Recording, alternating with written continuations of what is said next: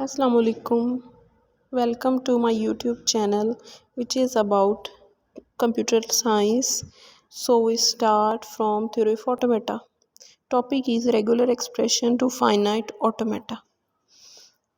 इसमें सब हम कुछ एग्जांपल्स देखते हैं इस टॉपिक को समझने के लिए। तो सबसे पहले अगर हमारे पास लैंग्वेज है नल, इसका मतलब है लैंग्वेज में जो स्ट्रिंग्स हैं कोई भी स्ट्रिंग प्रेजेंट नहीं है, तो रेगुलर एक्सप्रेशन भी क्या होगा, नल ही होगा। और अगर ऐसी लैंग्वेज जिसमें कोई भी स्ट्रिंग प्रेजेंट नहीं है तो उसका फाइनाइट ऑटोमेटा देखते हैं कि क्या होगा। फाइनाइट ऑटोमेटा में स्टेट्स होती हैं, फाइनाइट नंबर ऑफ स्टेट्स होती हैं। तो स्टार्टिंग स्टेट से स्टार्ट लेते हैं जो कि ए है और फाइनल स्टेट बी है। तो ए से बी की तरफ हम कोई भी पाथ नहीं बता रहे, तो ये बता रहा है कोई भी स्ट्रिंग प्रेजेंट नहीं है। सेकंड, अगर हमारे पास लैंग्वेज हो एप्सिलॉन, तो रेगुलर एक्सप्रेशन क्या होगा, एप्सिलॉन ही। ठीक है, तो इसका फाइनाइट ऑटोमेटा एप्सिलॉन चूँकि एक सिंबल है जो ये शो करता है बगैर कुछ रीड के, without reading any input symbol, वो ये move from start one state to another. ठीक है, तो एप्सिलॉन के ज़रिए हम इधर फाइनल पे जा रहे हैं। ये इसकी रिप्रेजेंटेशन है फाइनाइट ऑटोमेटा की फॉर्म में। और थर्ड पे एग्जांपल है, अगर हमारी लैंग्वेज में कोई सिंबल हो, फॉर एग्जांपल स्मॉल ए, तो इसका रेगुलर एक्सप्रेशन जो कि शो करता है लैंग्वेज को, वो भी क्या होगा, स्मॉल ए। फाइनाइट ऑटोमेटा भी ग्राफिकल रिप्रेजेंटेशन ऑफ लैंग्वेज है, तो वो भी तो ए को ही शो करवाएगा ना। तो स्टार्टिंग से हम ए रीड करके फाइनल पर जा रहे हैं जो कि फाइनल है बी।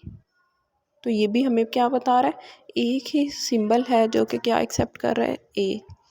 ठीक है, और इसी तरह ए है, तो अगर फॉर एग्जांपल हमारा रेगुलर एक्सप्रेशन जो कि लैंग्वेज को शो कर रहा है, तो लैंग्वेज में स्ट्रिंग हो सिर्फ बी, तो उसका रेगुलर एक्सप्रेशन भी, उसका फाइनाइट ऑटोमेटा भी क्या होगा, स्टार्टिंग स्टेट से फाइनल तक जा रहे हैं सिर्फ बी रीड करके। Okay, are you understand.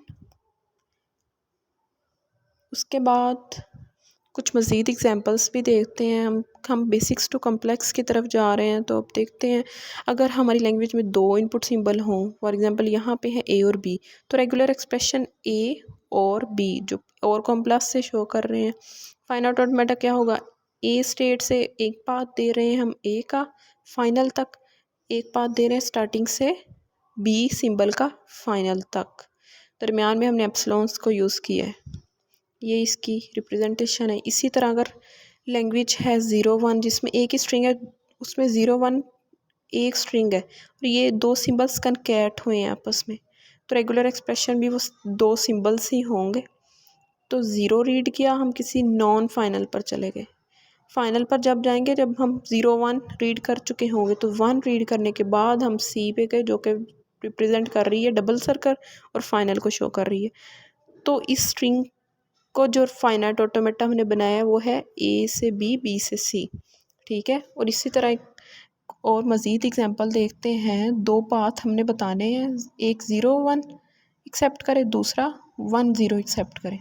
ठीक है, सबसे पहले हम पाथ तो ऑप्शंस बता देते हैं। 0 1 0 रीड करे और 1 0 रीड करे। ठीक है, तो 0 ए से हम नल रीड करके बी पे आ गए, ए से नल रीड करके हम सी पर आ गए। अब बी से क्या स्टार्ट किया, 0 0 के बाद फ़ौरन क्या रीड होना चाहिए, 1, तो 1 का पाथ बता देते हैं और स्टेट्स के नेम जो मर्ज़ी आप लोग रख सकते हैं।